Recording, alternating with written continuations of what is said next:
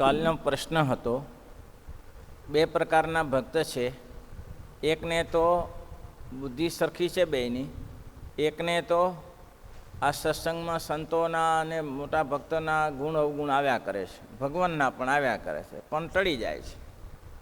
કેમ ટળી જાય છે એ એમ સમજે છે કે આવા ભગવાન ક્યાંય નથી, આવા સંતો ક્યાંય નથી, આમ સમજીને ટાળી નાખે છે.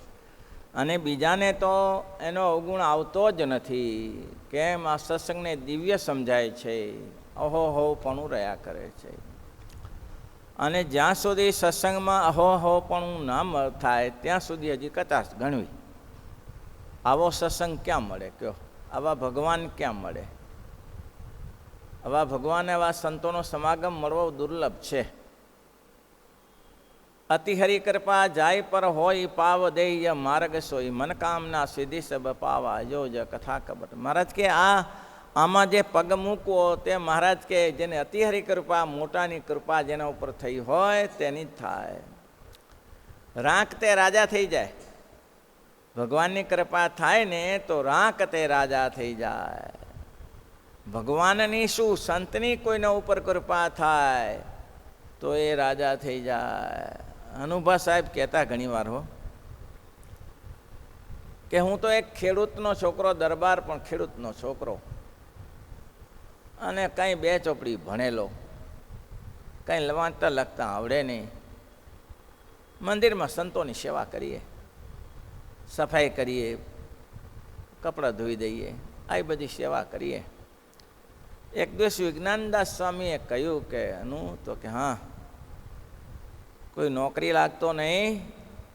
કોણ નોકરી આપે સ્વામી? નોકરી ભણ્યા હોય તો નોકરી આપે ને, ભણ્યા વગર નોકરી કોણ આપે? અરે તને તો સરકાર નોકરી આપે. શીની નોકરી સરકાર આપે?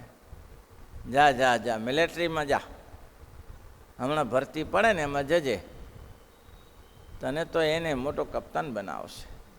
અરે સ્વામી, રોટલા મળે તો બહુ થઈ ગયું. હનુભા સાહેબ ગયા ઇન્ટરવ્યુમાં પહેલે જ પાસ થઈ ગયા. અતિ મોટા પુરુષને આશરે બને પૂર્વ જન્મના પાપ, પહેલે જ વાર પાસ થઈ ગયા. અને 6 મહિનામાં નોકરી કરી ત્યારે ભુજના કપ્તાન બન્યા મોટા. અને એવા સરસ સત્સંગી, એમને સત્સંગીના છોકરા પ્રત્યે એટલો સ્નેહ, કોઈ છોકરા આવે તો એને ફરક, પોતે મિલિટરી ઉપર કામ ત્યાં કરતા હતા, તો સત્સંગીના છોકરા દેખાય એને ફળની લારી દેખાય તો પપૈયું લઈ આપે, કેળા લઈ આપે, સફરજન લઈ આપે, પણ એની સેવા કર્યા કરે. એને ખબર હતી કે આ મારી કૃપાથી મને મળ્યું નથી, ભગવાનની કૃપાથી મને મળ્યું છે. સંતોએ દયા કરી ત્યારે હું તો રાંક હતો પણ રાજા બનાવી દીધો છે, કૃપા થાય તો અવાસ એને મેં છેલ્લે સેવામાં જ આવી ગયા હતા. મંદિરમાં સેવા કરી, 20 વર્ષ સુધી મંદિરમાં સેવા કરી. લોકો અપમાન કરે, ઓ કરે તે કરે, તો એ દરવાજી તરીકે રહ્યા, સેવામાં રહ્યા. નિર્માનીપણાનો ગુણ. એને એક જ વસ્તુ હતું કે આવું ક્યાંથી મળી શકે? સંતોનું અપમાન તો હોય, હવે ઘરે બધા બૈરાઓ અપમાન કરે છે તો એ પડ્યા રહીએ છીએ. આ તો સંતો ને ભગવાનના ભક્તો, એકાંતિક ભક્તો છે, આનું અપમાન એ સારું. તો અતિ હરિ કૃપા જાય પર હોય પાવ દે માર્ગ સોય. પ્રસિદ્ધ ઉદાહરણ છે ને આપણું જુનાગઢનું, બાહુદ્દીન ખાનનું, બધા જાણીએ જ છીએ. અને હજારો દ્રષ્ટાંતો છે, તમને વાંચીને શોધવાનું મળે તો. જેને ભગવાન અને ભગવાનની સેવા કરી તેના માટે કોઈ લેવા જ, ઉધારું લેવું, રોકડું જ્ઞાન છે ભાઈ, રોકડું જ્ઞાન છે. બોલો, એક આ સ્વામિનારાયણ ભગવાનના વખતનો પ્રસંગ છે, નામ ગામ ભૂલાઈ ગયું મને વઢવણના જ હતા. હવે એને બીજી કંઈ લાંબી ગતા ગમની ને સ્વામિનારાયણ નહીં, ચુસ્ત સ્વામિનારાયણ નહીં, પણ સેવા કર્યા કરે. એને સ્વામિનારાયણ સાધુ પ્રત્યે ગુણ. હવે એમાં ગામનો બાવો સાધુને બહુ પરેશાન કરે, મારીને લોહી લોહણ કરી નાખે. અને સંતોનું નિર્માની વર્તમાન કે કંઈ ને આપણે કોઈને મરાય નહીં. હવે આને એમ થયું કે મારા બેટો આ ગામનો મુખી, હું ગામનો મુખી, આ સાધુ એનું કંઈ બગાડ્યું નથી, મને ગામની શન ભૂલાઈ ગયું, ગામનો મુખી હવે આ વિના વાંકે પરેશાન કરે. અને એનું મગજ ગયું. રાત્રે ઊભો થયો રાત્રે ઊભો થઈને 2 જણાને લઈ ગયો અને જે બાવો ખાટલા ઉપર સૂતો તો ગડબડદાસ, ત્યાં ગોદડું ઢાંકી દીધું. ગોદડું ઢાંકી અને એને આપણે દોરડું મજબૂત લાવીને એવો બાંધી દીધો ગોદડાની સાથે, કંઈ દેખાય જ નહીં, ક્યાં પડે એ જ, શ્વાસ લેવાય તો લેવાય. અને ઉઠાવ્યો ખાટલો. ગામને પાદરે 10-15 ફૂટનો ખાડો પડ્યો હશે, એમાં રાગે રહીને પધરાવી દીધો કે લે અહીંયા ભજન કર્યા કરે. હવે રાડો પાડી ત્યારે લોકોને ખબર પડી કે આ તો બાબાજી આપના ગુરુજીને અહીં કોણ નાખી ગયા. હવે ખબર કોણ પડે કોણ નાખી ગયું. હા, નાખી કોણ જો ખબર, પણ સંશોધન કરતાં ખબર પડી કે ગામના મુખી નાખી ગયા. તો ગામના મુખીને કહ્યું કે તમને આવી અવળી બુદ્ધિ શું? તો કે એને અવળી બુદ્ધિ સૂજે ચાલે એમ, મારે ન સૂજે એમને. એ શું ઓછા ધંધા કરે? કેટલા સાધુને પરેશાન કર્યા. તો હવે હું ધંધા કરું એમાં તમને તકલીફ છે નહીં, ત્યારે થાઈ કરી લેજો, જાઓ થાઈ કરી લેજો. હું બેઠો છું, સ્વામિનારાયણ ભગવાન ત્યાંથી પસાર થયા. શ્રીજી મહારાજી સત્સંગી નહોતો, પણ એને મળવા ગયા અને એને શાબાશી આપી કે ધન્યવાદ છે તને ધન્યવાદ છે તે અમારો પક્ષ રાખ્યો.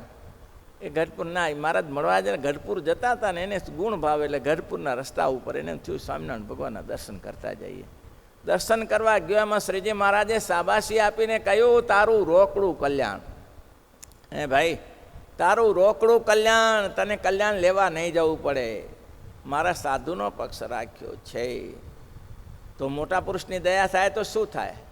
હા, મોટા પુરુષની દયા થાય તો શું થાય, શું ના થાય? રાંકમાંથી રાજા બની જાય. આ જે કેસરમિયા એમ જ આવ્યા ને, બદલીના ભાનખતના સિક્યુરિટી હતા ત્યાંના જુનાગઢ શું વઢવણના.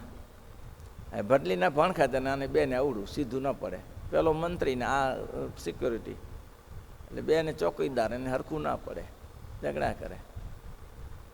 એમાં એક બામણ આવ્યો અને બામણે આવીને કહ્યું કે મંત્રીશ્રી, ગઢપુર જવું છે સ્વામિનારાયણ ભગવાનના દર્શન કરવા, મને 5 રૂપિયા આપો તો મારી ખર્ચી થઈ જાય.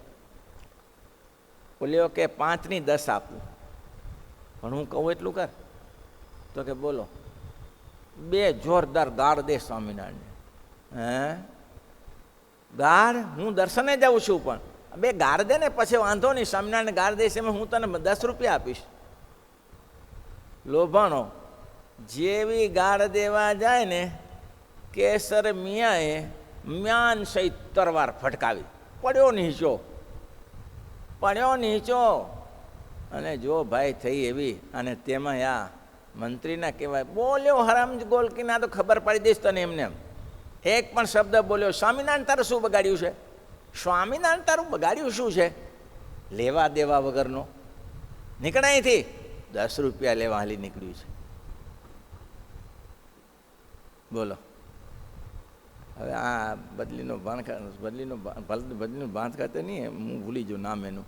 પછી એને વઢણોમાંથી નોકરીમાંથી બહિષ્કૃત કરી દીધો. શ્રીજી મહારાજના દર્શને ગયા. મહારાજ બહુ રાજી થયા. મહારાજ રાજી થઈને કે મહારાજે સામેથી પૂછ્યું કે તમારે આવું ના કરવું જોઈએ. શું મહારાજ? તમારે પેલાનો પક્ષ લીધો તો તમારે નોકરી ગઈ, એવો તમારે પક્ષો લેવાની ચ જરૂર હતી અમારો. મહારાજ નોકરી જાય ને દુનિયા જાય ને તો જતું કરી દેવાની.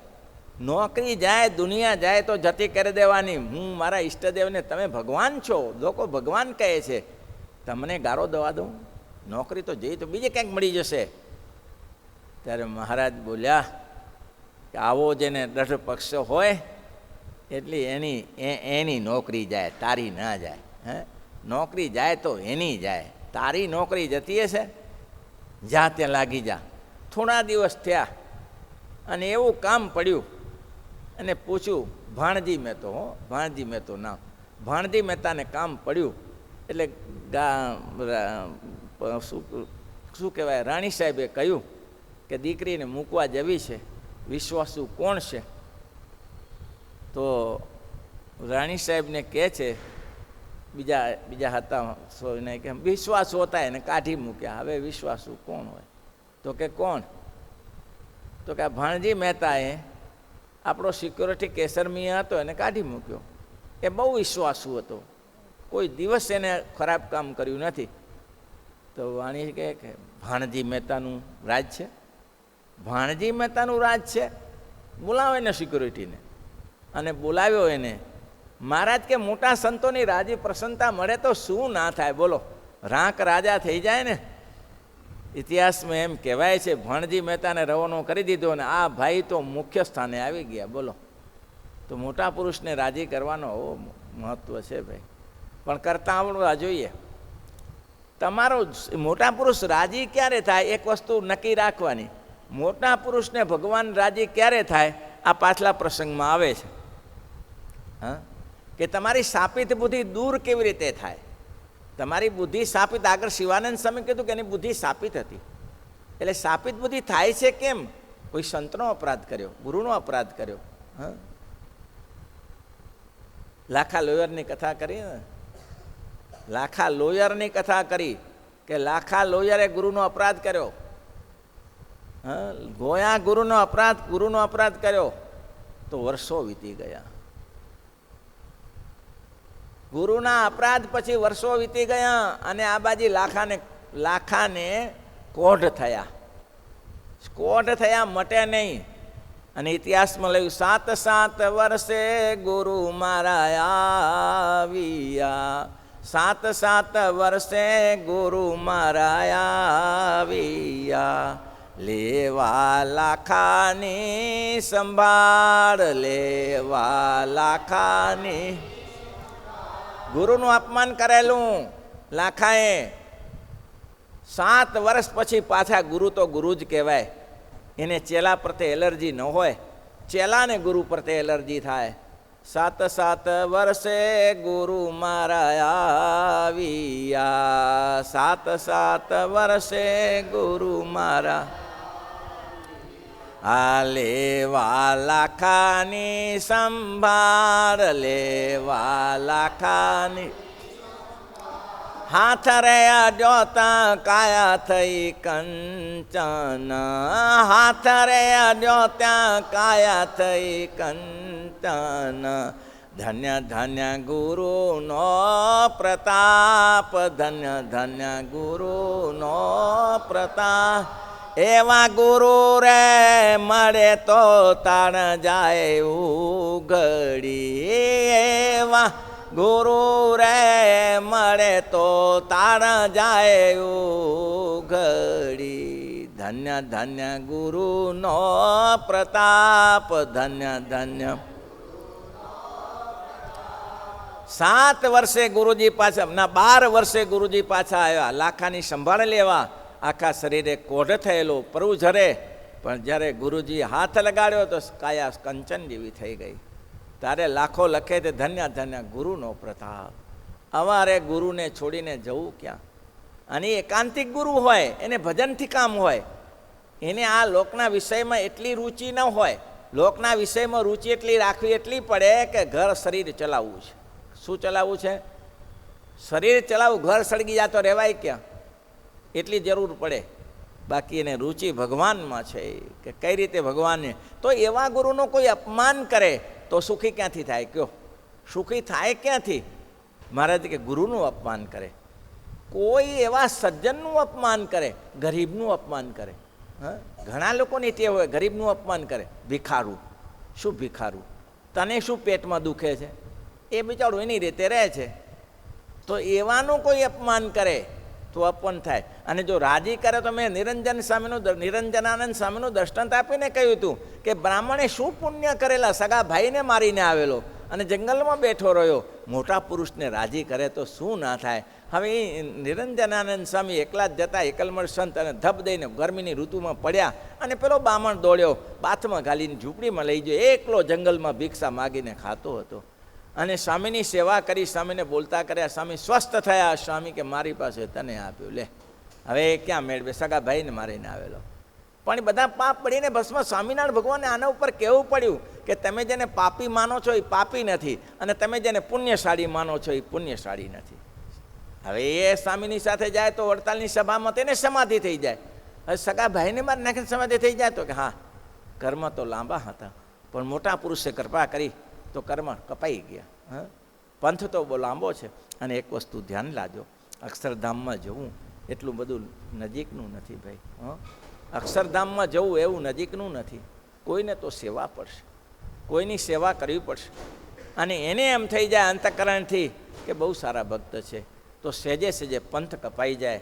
નહીં તો લખ્યું છે અક્ષરધામ આગે અબજજો જન. અક્ષરધામ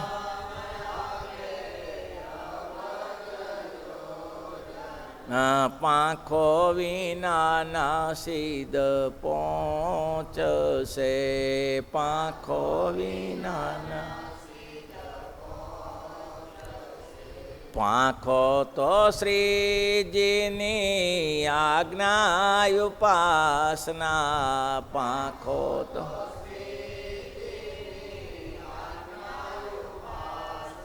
આ તે થકી આણો દૂર લાગશે. તે